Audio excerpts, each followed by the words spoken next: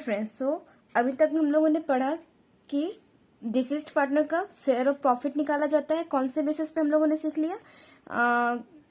Profit अगर दिया हो उस बेसिस पे, राइट। तो अब देखेंगे कि अगर सेल दिया हो कि तो सेल के बेसिस पे क्या होगा। ओके, तो चलो देखते हैं कि सेल के बेसिस पे हो तो कैसे क्वेश्चन सॉल्व करते हैं। तो एक पहले छोटा सा क्वेश्चन कर लेते हैं, उसके बाद बड़ा वाला करेंगे। ओके, चलो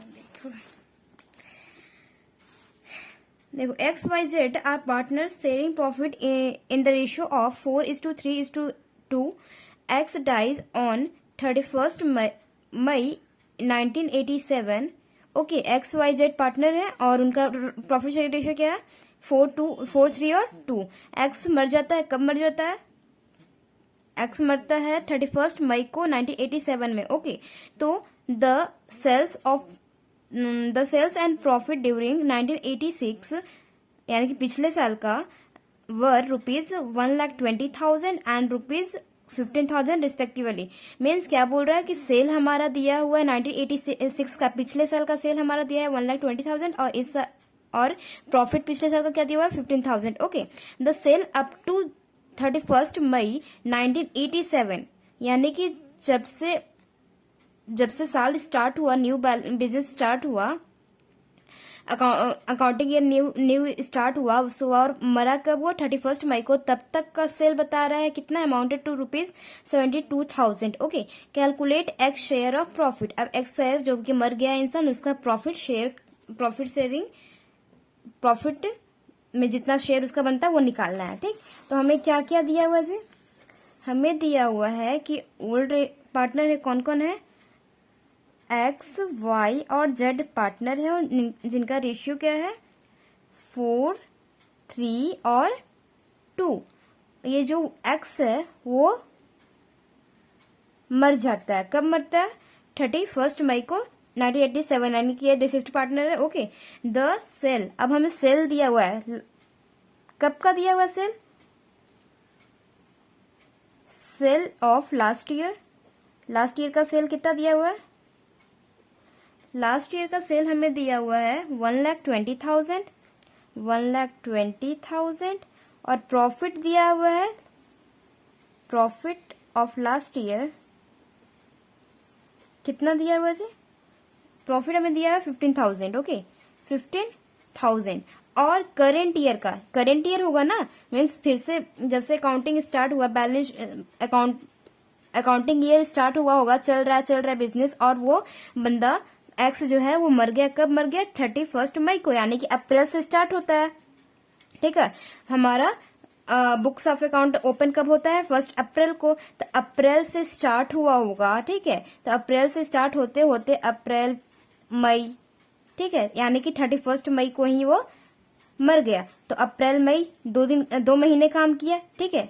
31 मई में गया ना, तो अप्रैल तो पूरा काम किया और 31 मई यानी कि मई भी पूरा काम किया। 2 महीने तक उसने काम किए। ओके, तो 2 महीने का सेल दिया हुआ है, ठीक है। 2 महीने का सेल हमें कितना दिया हुआ है? 72,000 sale of current year means अभी का ईयर कितना दिया हुआ है? 72,000। बस फॉर्मूला लगा दो, आपका आ जाएगा। फॉर्मूला रटने की भी क्या जरूरत है? देखो क्या प्रॉफिट क्या लिखते हैं? प्रॉफिट पहले लिखते थे, ठीक है, प्रॉफिट लिखते थे किसका? एक्स शेयर ऑफ प्रॉफिट निकालने के लिए फॉर्मूला क्या निकालना होगा मेरे को? फॉर्मूला क्या, पहले क्या लिखते थे? सेल जो कि हमारा प्रॉफिट जो कि प्रॉफिट दिया हुआ है कितना? 15,000 और हम नीचे में क्या लिखते थे? Total sale, means last year का टोटल सेल से डिवाइड कर देते थे इस प्रॉफिट को, यानी कि टोटल सेल कितना हुआ है? लास्ट ईयर का सेल कितना है? 1,20,000। 1,20,000 लास्ट ईयर का सेल है।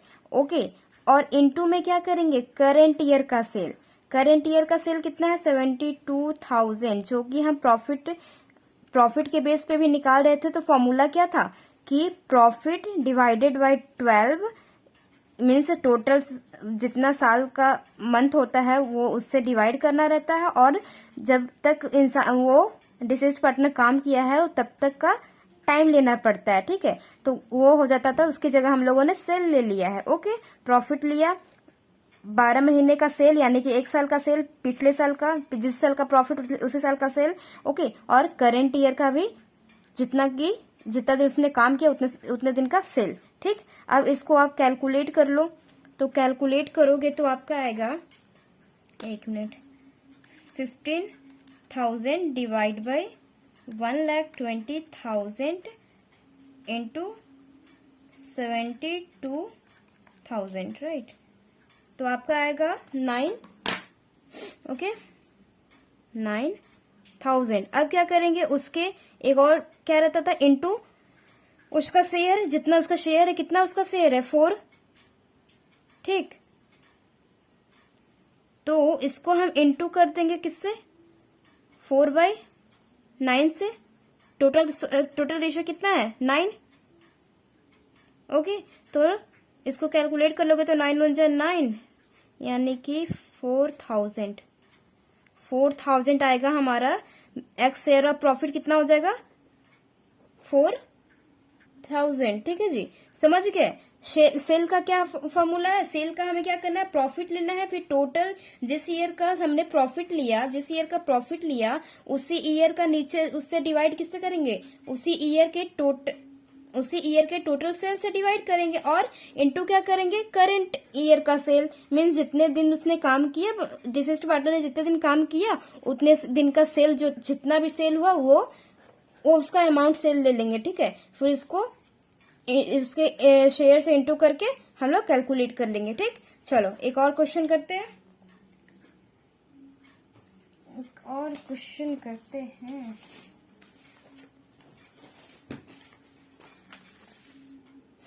ओके, चलो। The balance sheet of Radha, Sohan and Madan who were sharing profit in the ratio 4:3:2, okay, 4:3:1, okay, respectively, as on 31 March 2012 was as for. Balance sheet दिया हुआ है हमें 2012 का, 31 मार्च 2012 का, यानी कि लास्ट ईयर का हमें बैलेंस शीट दिया हुआ है, ओके। और पार्टनर कौन कौन है, राधा, सोहन एंड मदन, जिनका रेशियो क्या है, 4, 3 और 2। 3 पार्टनर हैं, कौन कौन है, राधा, सोहन और मदन। उनका रेशियो क्या है, 4, 3 और 1, ओके। इतना इन्फॉर्मेशन मिल गया। अब क्योंकि हमें इसमें करंट कैपिटल अकाउंट भी बनाना है हमें, ठीक है, पहले हम आपको नीचे वाला पढ़ के बता रहे हैं, ठीक है। Prepare Madan's capital account to be render to his executor also identify the value being highlighted in the question, okay. हमें क्या बनाना है, मदन का कैपिटल अकाउंट बनाना है, ओके। और जो भी आएगा, जो भी बैलेंस बचेगा, कहाँ भेजना है, उसके एग्जीक्यूटर अकाउंट में भेजना है, ओके, उसके एग्जीक्यूटर को देना है। चलो जी, एग्जीक्यूटर अकाउंट अभी नहीं बनाना है, मीन्स बोला है कि उसके एग्जीक्यूटर अकाउंट को एग्जीक्यूटर को दे देना, मीन्स ट्रांसफर कर देना, ओके। चलो, तो यहाँ से पढ़ते हैं, मदन डाइड ऑन 1 सितंबर 2012। मदन जो है वो मर गया, कब मरा, 1 सितंबर 2012। मदन डाइड 1 सितंबर 2012, ठीक है, मदन मरा है, ओके, ओके जी। अब फिर क्या है, the partnership did provided for the following on the death of a partner, okay. चलो, तो हमें कुछ नीचे दिया हुआ है, जब पढ़ते हैं कि क्या क्या इन्फॉर्मेशन हमें दी हुई है। फर्स्ट में क्या है, goodwill of the firm to be valued at 2 years purchase of average profit for the last 3 years which were ₹64,000, ठीक है, गुडविल दिया हुआ है। तो हम जैसे पार्टनर्स का कैपिटल अकाउंट आप लोग को बताया था कल ही, कि जैसे हम सबका सारे पार्टनर्स का कैपिटल अकाउंट बनाते हैं, लेकिन यहाँ पे जब डेथ ऑफ अ पार्टनर करते हैं तो सिर्फ डिजीज्ड पार्टनर का ही कैपिटल बनाते हैं, जो मरा हुआ इंसान है उसी का ही बस क्या बनाते हैं जी, सिर्फ और सिर्फ उसका ही कैपिटल अकाउंट बनाते हैं, ठीक है। तो जैसा काम करते थे कैपिटल अकाउंट के लिए हम पहले, वैसा ही करना है, लेकिन हमें अमाउंट सिर्फ किसका, मदन का भरना है। क्यों, क्योंकि वो डिजीज्ड पार्टनर है, ओके चलो, तो हम पहले यहां से क्या लेते थे, बैलेंस शीट से क्या क्या उठाते थे कि हमें डालना है कैपिटल अकाउंट में। तो पहले तो बैलेंस लेते थे, बाय बैलेंस ब्रॉट डाउन करके, बाय बैलेंस ब्रॉट डाउन करके। लेकिन हम तीनों पार्टनर में जितने पार्टनर रहते थे सारे को, लेकिन यहाँ पे सिर्फ एक पार्टनर का यानी कि 75,000 मदन का है, इसके अकाउंट क्रेडिट साइड में इसका डाल देंगे। ठीक है, कितना 75,000।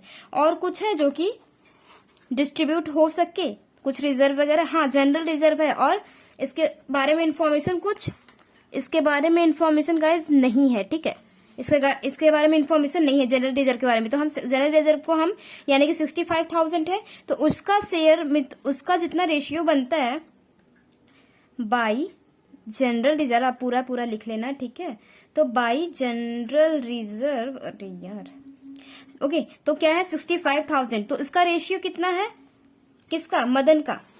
उसका रेशियो तो है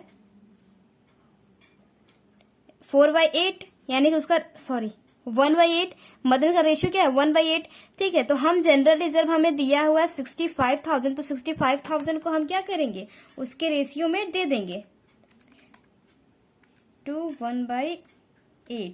पूरा नहीं देंगे क्योंकि जितना उसका बनता है बस सिर्फ उतना, बाकी सब तो बाकी लोग का है जो रिमेनिंग पार्टनर है। ठीक है, 8,125। ठीक, ओके, तो हम इतना इसके कैपिटल में डाल देंगे क्रेडिट साइड में। जितना कुछ मिलता है उसको सारा कुछ क्रेडिट साइड में, जितना कुछ उससे लिया जाएगा उसका डेबिट साइड में। ओके, तो कितना होगा 8,125 जनरल रिजर्व हो गया। और कुछ आता है इधर से नहीं। और देख लो एसेट साइड में कुछ है, cash, stock, details, machinery, management flow. एक और चीज हमने बताया था कि अगर डिसीज्ड पार्टनर का लोन अकाउंट रहे एसेट साइड लाइबिलिटी साइड, उसको भी उसके कैपिटल अकाउंट में ले लिया जाता है। ठीक है, एसेट साइड में है, इट मीन्स क्या कि ये फर्म के लिए एसेट्स है। मीन्स क्या है, एसेट साइड में शो किया है, फर्म का ये बैलेंस शीट बनता है ना, यानी कि फर्म के लिए ये एसेट्स है। मदन का लोन, यानी कि मदन ने कभी उन लोग से उधार पैसे लिए होंगे जो कि अब मदन से लेना है, फर्म को लेना है। ठीक है, तो अब मदन से लेगा तो उसका कैपिटल क्या होगा, कम होगा। तो उसका क्या करेंगे, कैपिटल कम होता है तो डेबिट होता है, तो टू मदन लोन करके यहां लिख देंगे। ठीक है, लोन अकाउंट। ठीक, कितना है 33,000। ठीक है, इतना समझ गए। ओके, अब तो कुछ यहां से नहीं है। ओके, अब आगे बढ़ते हैं हम गुडविल की तरफ, जो कि बोला है हमें कि goodwill of the firm to be valued at 2-year purchase of average profit for the last 3 years which were 64,000। यानी कि हमें एवरेज प्रॉफिट निकाल के दिया हुआ है, हमें यहाँ पे निकालना नहीं है, हमें सिर्फ 2 ईयर दिया उससे इंटू कर देना है। ठीक है, ये सब तो आपको पता ही होगा कैसे कैसे दिया हुआ सब। ठीक है, तो 64,000 हमें एवरेज प्रॉफिट दिया हुआ है, बस हमें क्या करना है 2 से इंटू कर देना है परचेज ईयर से। ठीक है, तो चलो हम कैलकुलेशन कर लेते हैं, किसका कैलकुलेशन कर लेते हैं, Madan share of goodwill.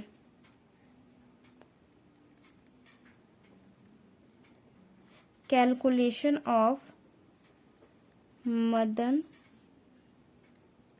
Share of goodwill क्या करना है, कैसे करना है। एवरेज प्रॉफिट हमें दिया हुआ है, राइट।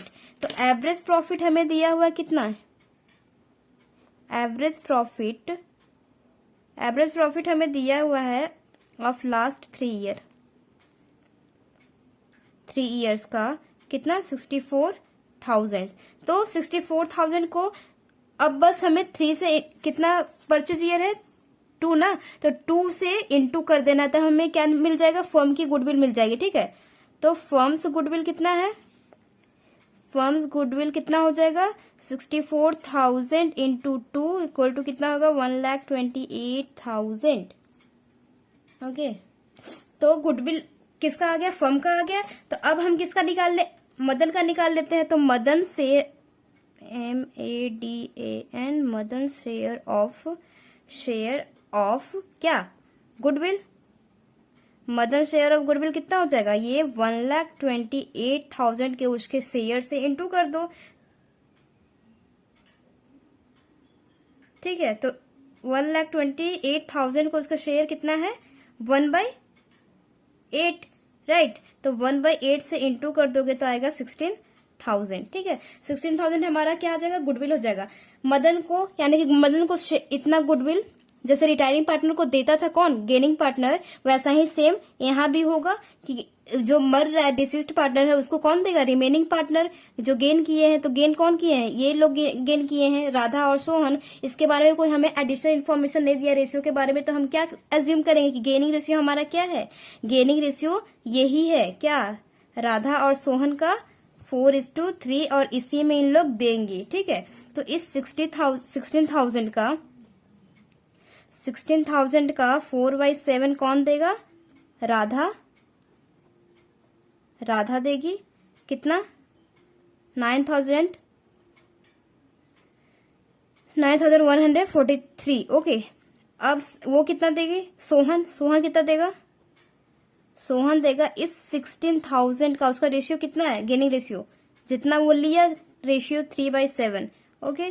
तो 6,857 इतना वो देगा। तो बस अकाउंट में लिख दो, उसके नाम से, किसके दोनों के नाम से इसके अकाउंट में डाल दो पैसे, बाय राधा के नाम से, राधा's कैपिटल अकाउंट और बाय सोहन्स कैपिटल अकाउंट के नाम से दोनों के डाल दो। अमाउंट कितना है 9,143, यहाँ पे 6,857। देख लो, यहाँ पे हम लोग क्या करते थे रिटायरमेंट में कि उसके अकाउंट को भी डेबिट करते थे, लेकिन हम लोग राधा और सोहन का थोड़ा ना अकाउंट बना रहे हैं कि उन लोग का डेबिट करें, ठीक है। यहाँ तो सिर्फ और सिर्फ मदन का बन रहा है, ओके। तो यहाँ पे बस यही होगा, ओके। चलो अब क्या, गुडविल का काम हो गया हमारा, हाँ जी, गुडविल का हमारा पूरा काम हो गया। तो अब आगे पढ़ते हैं कि आगे हमारे को क्या दिया हुआ है। ये देखो सेकंड में, Madan share of profit till the date of his death was to be calculated on the basis of sales। Means Madan का जो शेयर ऑफ प्रॉफिट है ना, वो कैसे कैलकुलेट करना है, on the basis of sale के बेसिस पे, ठीक है। Sale for the year ended 31 March 2012 amounted to rupees 1,50,000, okay, and that from 1st April to 1st September 2012 rupees 90,000. The profit for the year ended 31st March 2012 was 50,000। देखो हमें क्या क्या cell में जरूरी रहता है कि पास्ट ईयर का प्रॉफिट, पास्ट ईयर का सेल और करेंट ईयर का सेल। तो क्या हमें यहाँ पे सब कुछ दिया हुआ है, हाँ दिया हुआ है। देखो ये तो पास्ट ईयर का 2012 का हमें क्या दिया हुआ है, सेल दिया है 1,50,000, और करेंट ईयर का that from the 1st April to 1st September।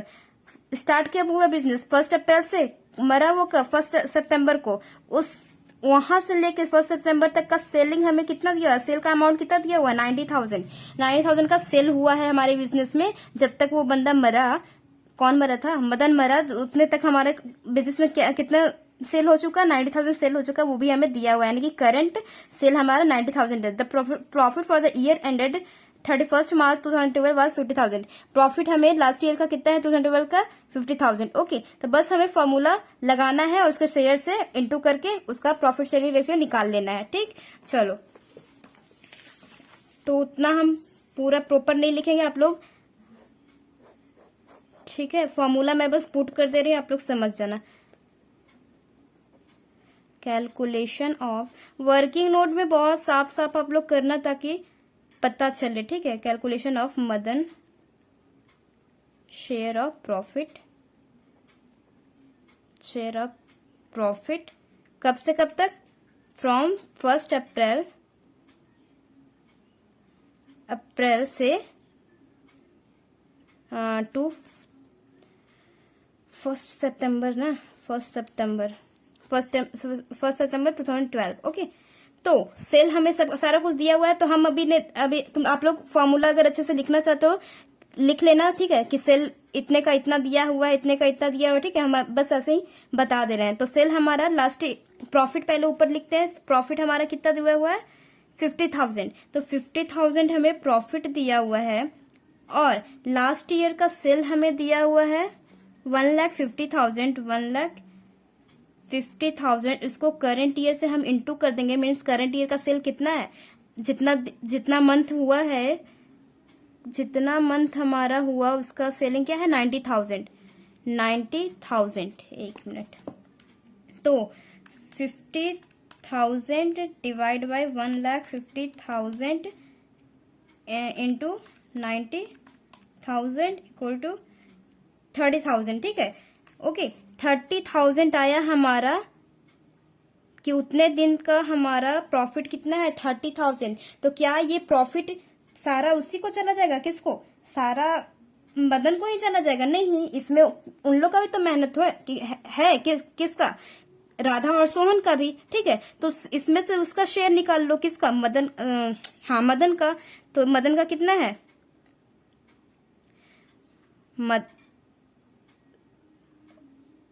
Yes Madan का शेयर कितना है, तो कितना आ जाएगा, 40 कितना आ जाएगा जी, 30,000 इंटू 1/8, 3,750, ओके, 3,750, 7,350 हमारा क्या आ गया, किसका शेयर ऑफ प्रॉफिट है, सिर्फ और सिर्फ मदन का। तो हम profit and loss suspense account करके डालेंगे ना, बाय, क्योंकि हमें न्यू रेशियो के बारे में कोई इंफॉर्मेशन नहीं है, नहीं तो हमारा ये बदल जाता, जैसे गेनिंग मीन्स गुडविल का ट्रीटमेंट होता है वैसे होता है, ठीक है।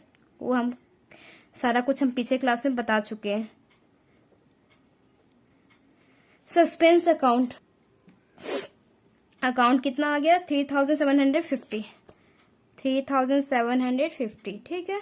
और कुछ बच्चा, आगे पढ़ लो, प्रॉफिट का काम हो गया, आगे पढ़ते हैं। Interest on capital was to be provided at the rate 10% per annum, हमें इंटरेस्ट ऑन कैपिटल भी देना था, किसको, मीन्स पार्टनर का लिखा हुआ था, एग्रीमेंट था कि 10% इंटरेस्ट भी देना है। तो इंटरेस्ट क्या, ये 10% पर एनम है ना, यानी कि ये पूरे साल का है। तो क्या पूरे साल उसने काम किया, नहीं किया, सिर्फ और सिर्फ कितने दिन काम किया, 5 महीने ही काम किया, अप्रैल मई,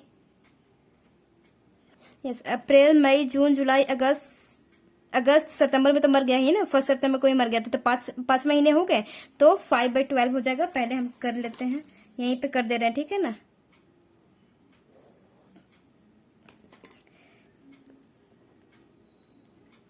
calculation of interest on capital, okay, समझ जाना कितना है जी इंटरेस्ट ऑन कैपिटल, उसका कैपिटल कितना था, 75,000 ना, ये आपको बैलेंस शीट से मिल जाएगा, जो कि आपने यहाँ लिखा बाय बैलेंस ब्रॉट डाउन करके, ये वाला कैपिटल इसी पे लगता है ना, इंटू 10/100 पर एनम है, बट हमें क्या करना है, 5/12, सिर्फ और सिर्फ 5 महीने का। तो इंटरेस्ट ऑन कैपिटल से कितना मिलेगा, ₹3,125, ओके। तो हमें यहाँ पे क्या लिखना होगा, by interest on capital account कितना, 3,125, ठीक है। बस सारा कुछ हो गया। अब बैलेंसिंग फिगर निकाल लेते हैं, और बैलेंसिंग फिगर जो भी आता है कहाँ जाता है, इसके मदन के एग्जीक्यूटर अकाउंट के पास, यानी कि वहां पे मदन के एग्जीक्यूटर जो भी रहते हैं उसको दे दिया जाता है, ठीक है जी। तो बैलेंसिंग हम निकालेंगे, बैलेंसिंग फिगर निकालेंगे, तो 75,000 प्लस 8,125 प्लस 9,143 प्लस 6,825, ओह 6,857 प्लस 3,750 प्लस 3,125, 106,000, 106,000, दोनों साइड में वही लिख देंगे जो कि बड़ा आता है, ठीक है, 106,000, ओके, यानी कि 1,06,000, 1,06,000, 1,06,000 में से 33,000 को माइनस कर दीजिए, माइनस 33,000 इक्वल टू 73,000, ओके। तो टू मदन्स एग्जीक्यूटर अकाउंट कितना होगा 73,000। ठीक है, ओके, बस इतना ही है। कैपिटल अकाउंट बनाने के लिए बोला था, बस इतना ही। Okay okay guys, that's all for today, till then bye bye, take care.